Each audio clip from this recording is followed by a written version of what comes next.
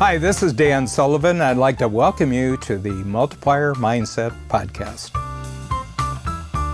Hi, it's Dan here, and it's a great treat to introduce an example of one of my favorite subjects, and that is immigrants who come to the United States and they become entrepreneurs. And this is Terry Pham, and Terry has a fast food business, is in the Dallas area. And he's going to tell a story about his plans for expansion. And he expanded in a very, very interesting way during COVID when there was lockdown and people couldn't come to the restaurant. He talked about how they took the restaurant to the people, and it gave him an idea of expanding even further than his original restaurants in the Dallas area. And now he's going through the process of translating his Dallas idea into a franchise that can go regionally and nationally. Okay, and it's the American story. This is what you do when you have something, you franchise it. My name's Terry Pham. I'm one of the co-founders and CEO of Fat Straws, boba and mochi donuts. So we have a bubble tea and mochi donut brand here in Dallas. Been around for 20 years. We have 5 locations. And so my wife and I started that 6 months after I got married, which I thought was a great idea for some reason. Been an entrepreneur for 20 years. We're actually getting ready to franchise. So we're going through that process this year, which is going to really speed up our growth process. So it's very exciting, but a big shift in what we've been doing.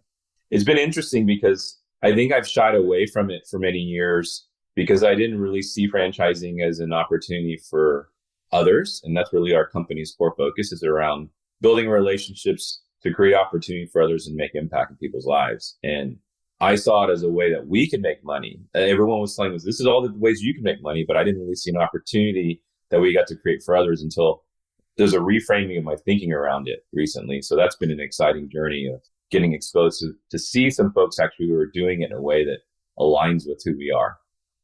I'm in my second year of coach. Had a really good friend who's been in the program for 16 years and has been very consistent about encouraging me. I'd say pulling, not pushing me to join coach. Made the jump a couple of years ago, which was been a transformational experience for me. I love being able to create space. Entrepreneurs are very busy, sometimes overscheduled. To be able to create that space and get away and spend time and work on the business, and then just be able to collaborate with other entrepreneurs to kind of hear and share what they're doing and how they're going on this journey with you has been just so much fun for me. And it's funny because people always talk about the tools, but it's really been the mindset shifts, thinking about my thinking, as they say. Hospitality is about how we make people feel. And a great server in a restaurant, a great restaurant that's focused on hospitality, really thinks about anticipating the needs of guests before they even know what their needs are. And so to me, there's a lot of customer service and technical things that just happen really well behind the scenes at Coach. But what I think Coach does a great job is in the hospitality side. So from the moment of my first engagement with Reggie, who was enrolling me in the program, and then the minute I signed up, this was even during COVID. And so the way they were thought through, how do we create that personalized touch point? I got a box, I got full of books, I got a bunch of things to actually dig into right away. And then just the professionalism of the way that they engaged, it just blew me away. So all my experiences with the staff have been first class. It was interesting to see, even going through it the first year in COVID and then going through this last year in person. It's just been great. I'm not a Zoom guy all the time. I'm really very relational. It's a big part of me, but I was still impressed with the way they were able to create breakout sessions and create opportunities for connection. But in person, it's just been fantastic. I love coming in the night before and we have dinner and then get to go through the experience together. But the biggest thing for me really, again, it's been the mindset shifts. I think can get hung up on a lot of the tools, but it's really been unlocking the way I think about things. And so often, I always say my biggest limiter is myself. So if I can reframe the way I think about things, or I can approach problems differently, there's going to be breakthroughs. There's a reason I think they call it bottleneck, because it's the top of the bottle. And that's usually where I am, at the top of the company. So I'm oftentimes the bottleneck, right? And so that's what's been great, is unlocking some of those things for me. Both my parents came from Vietnam as refugees. right? So I always tell people, and sometimes it's easy for me to forget. I tell my kids, like, imagine if we had to pick up and we had to move to another country where we look like nobody else. We don't speak the language and we literally have the clothes on our back and you have to start over. And that's what my parents had to do. And so my dad unfortunately passed away 2 years after we had moved here in a plane crash. And so my mom was left in a foreign country, barely speaking the language, to raise 4 kids by herself. So that also meant, we had to help pitch in and do more. And so I think a lot of that entrepreneurialism comes from being a latchkey kid and being a figure it out, like not having someone bail me out all the time. I was outside running around playing all the time. If I had to deal with conflict, if I fell down and got hurt, like I couldn't just call my mom and say, Mom, come get me. So I had to deal with a lot of things on my own, but she raised us working at 7-Eleven, which is a convenience store chain. And so I grew up in that retail environment and I got to see my mom really have an impact on the community because whenever a store was underperforming, they would move her because she could usually bring it back up. But what always impressed me, even at a young age, was to see her customers move with her, right? And so it's kind of funny to think about. This is before Starbucks and Dunkin' and all the kind of coffee buzz. Like that's where people got their coffee. And so for them to move out of their routine, their commute, it's because they wanted to see her and her team. And again, it was like a hospitality thing. It's like the way she made people feel. And she knew like what their drink was. And someone always wanted to make sure they had Diet Coke and she would keep it there for them. And so I got to see that from her really is just like how she served and loved people. And then I went to college and had an IT career. Even in my corporate career, I was just trying to figure out like, how do we do things better? And I just didn't kind of fit in that corporate model very well. I'm very much a figure it out kind of guy, all about trial instead of research. I'll definitely jump off the cliff and build the parachute on the way down. And so that's what ended up happening when we got started. It was just like, I'm kind of tired of this corporate career. I left. And this is, again, 6 months after we had gotten married. And I told my wife, I says, hey, if we want to do something entrepreneurial and really take a big risk, a big financial risk, now is the time because all I have to my name is a 99 Nissan Maxima. We live in an apartment. We have no kids. I don't have a mortgage. Like if we fail, I can always go get a job. And so I think what was a key learning for me in that was not just having the confidence to go and take the risk, but where the confidence came from is really the encouragement of my wife, right? Because she was like, hey, it's like, do you think I can do this? She 100% supported me.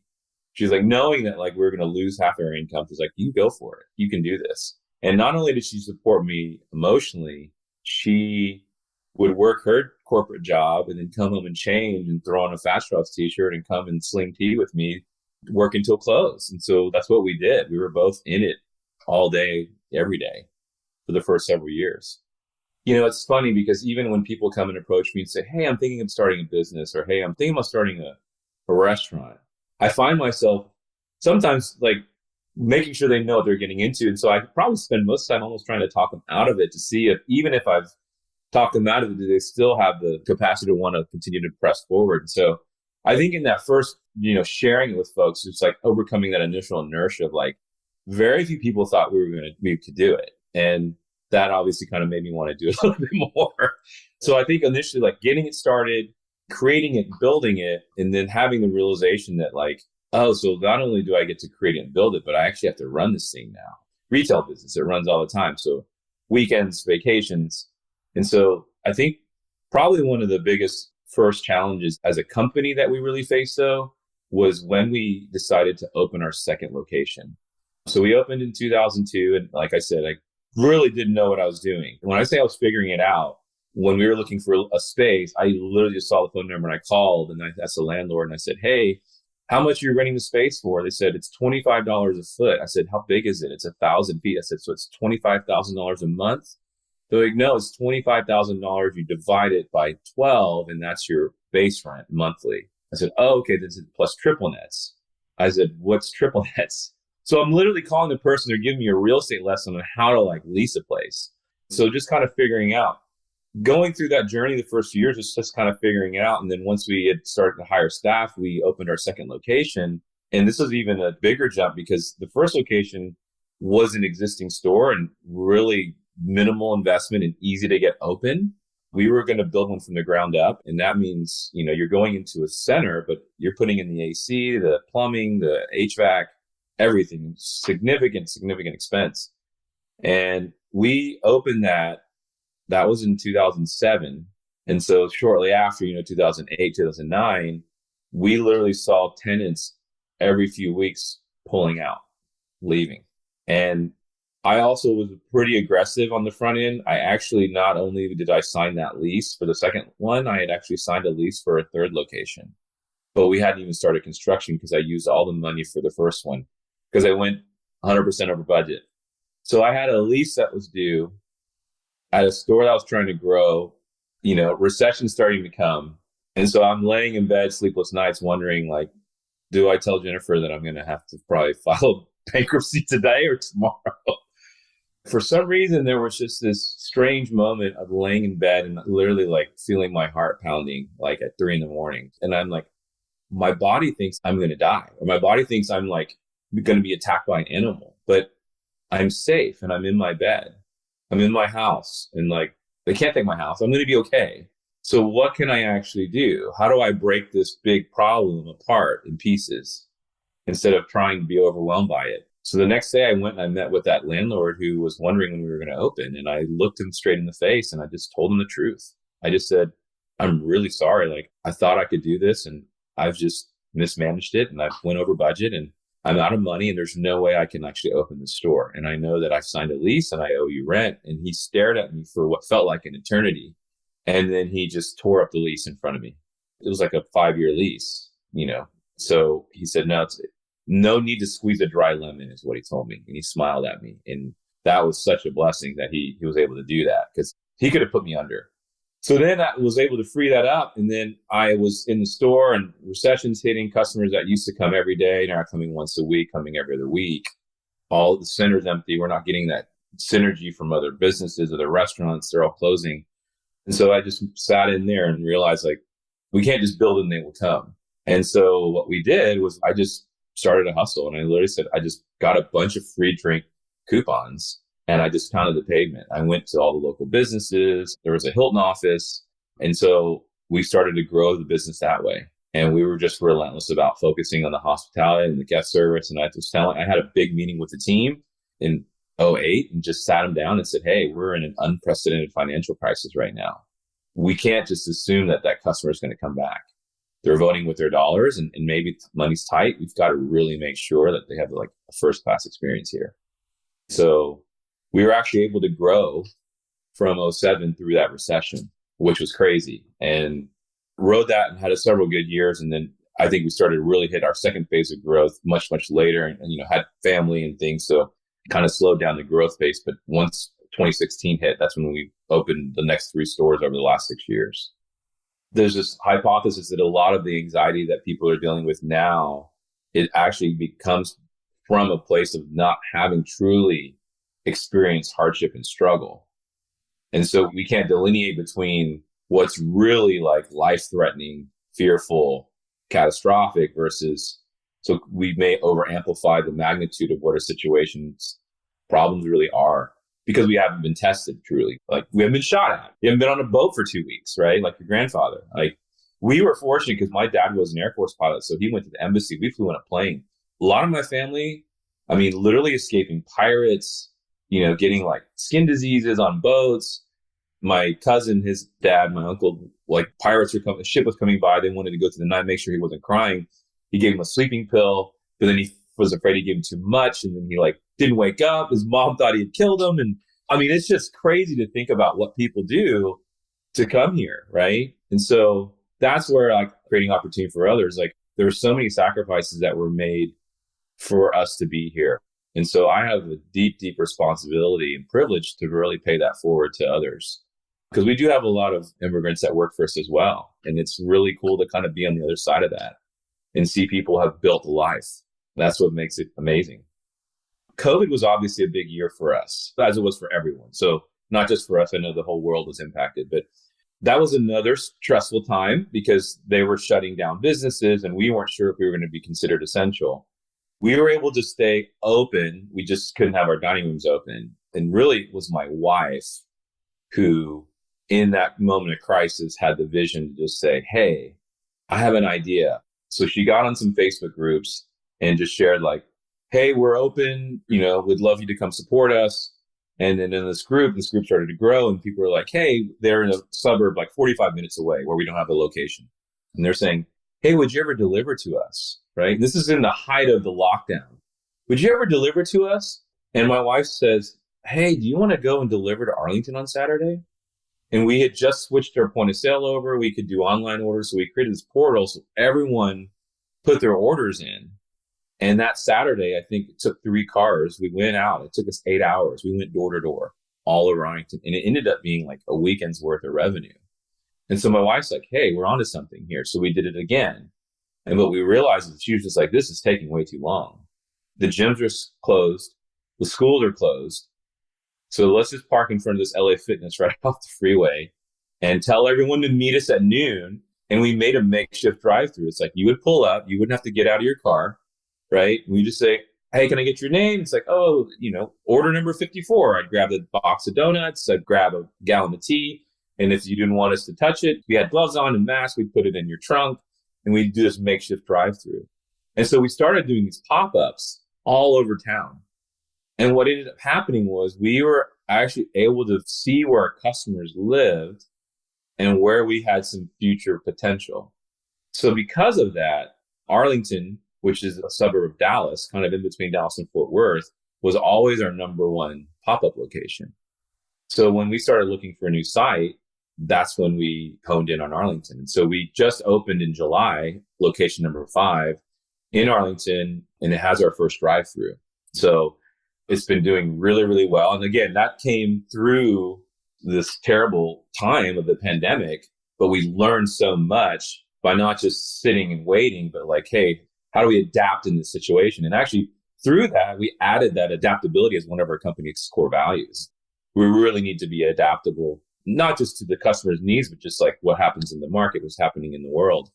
And so through that process, we opened number 5, and then we hired an integrator. We're an EOS company, so we use EOS, and we hired an integrator. And we decided as a group, we can keep kind of cranking out company units, but we said, what's going to be not just faster growth, but what's going to create more opportunity living into that purpose, right? What's going to really create more opportunity and not only impact, but scale impact for people, right?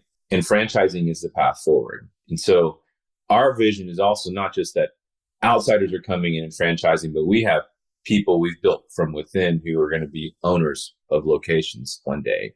So that's why we've been focusing on franchising. So first part of the year, we really focused on getting this new unit open and learning drive-through. There's all these new things we've learned, but building some foundational elements on our team. And now through the rest of the year, we're kind of sprinting to get all of our legal stuff done so that in Q1 of 2023, we're going to be ready. So we're already taking requests and just people who are interested right now, inquiries. And so the responses have been really great, but we're going to start hopefully franchising in Q1, whole new world. And what's interesting is I may be a better franchisor than just business operator, because what I've learned over the last few years is what I actually really enjoy is coaching and mentoring and developing people. Like that's where I get really, really excited. And so a gentleman named Lauren Aldridge, who's in my coach program, he pulled me aside and says, hey, I hear you're franchising. He said, why are you doing this? And I shared kind of this purpose. And he says, okay, I'm going to leave you with 2 things. Like, if you don't love teaching and coaching people how to become entrepreneurs, don't do it. And then he said, number 2, don't ever lose sight of franchisee profitability. They're in business with you to be profitable. If you're trying to just make profit off of them, you're not going to be successful. So then when I started to realize, like, oh, this is going to be really fun for me. I love like coaching and mentoring and like spending time with people. And we're going to start kind of expanding around Dallas Fort Worth, it's a DFW Metroplex. So we can make sure we can adequately support them and our new franchisees. And then from there, we're just going to kind of start expanding out that circle. 5 locations in Dallas Fort Worth. Suburbs are Plano, Richardson, and Arlington, and then Dallas proper. I am very hyper-focused on growing Fat Straws, franchising, but I'm also open to the possibility of what other opportunities are out there right at the moment. So as I say, I don't believe in retirement. I just believe in doing more of the things I want to do, less of things that I don't want to do or have to do. I think entrepreneurs are immigrants because so many entrepreneurs, your family is not an entrepreneurial family, or friends that you grow up with, friends you go through school with, and everything else, they don't become entrepreneurs. So there's sort of this jump into a new world. And you have to establish your credentials just by being useful and valuable in the marketplace. And I think that entrepreneurs, and there's actually long studies on this subject, that financially most entrepreneurs do anywhere from 25 to 50% better economically after 5 years than native born people. And over the course of their lifetime, they do better. And the reason is that they gave up their past and they had to create their future. And that's the same thing that entrepreneurs have to do. So it's a great story on immigrants and entrepreneurs.